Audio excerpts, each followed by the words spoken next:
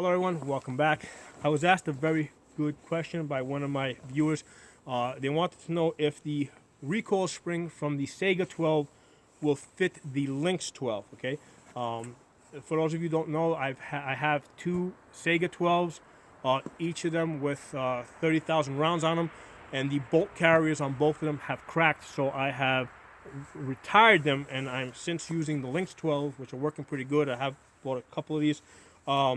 But the question was, would the recoil spring from the Saigas fit in here? That's an important consideration because right now, first of all, recoil springs typically only go about 10,000 rounds, or they should be replaced around 10,000 rounds.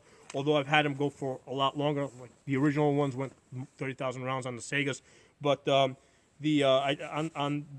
this one over here, I noticed that about 10,000 rounds, the recoil spring was very light, so I did replace it.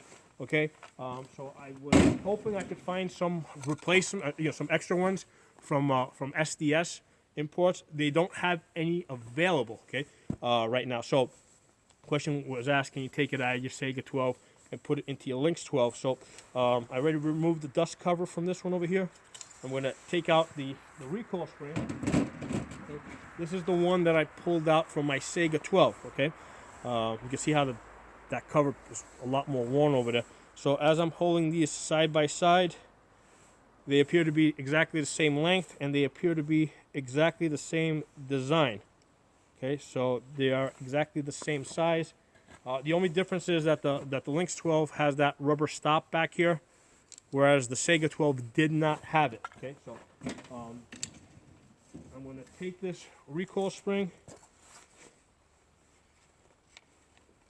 I'm going to put it in there, okay, and it seems to work pretty good. Now, because there's no rubber stop back here, if you pull this back all the way, it's going to get stuck back there, okay? And then what you do is, you'll have to take a mallet and get it to go forward. So it really needs that rubber stop, okay? But, I mean, the rubber stop, you can kind of cut that yourself. If you can't get a rubber stop, you can find rubber and make one, but it's a lot harder to make the recoil spring.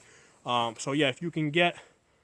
if you have an old Saiga 12, keep it so you can use the recoil spring out of it if you ever need to. Okay, so it does work. There might be a little fitting work involved on this Saiga 12. I'm sorry, Lynx 12 over here. It's got 11,000 rounds on it. Actually, it's closer to 11,500 now. But the bolt on this cracked. I did a prior video on this. I got a replacement bolt from SDS, and there was some fitting work involved. Right, I had to Dremel the bolt a little bit to get it to fit into this gun. The gun works good right now; it's very reliable.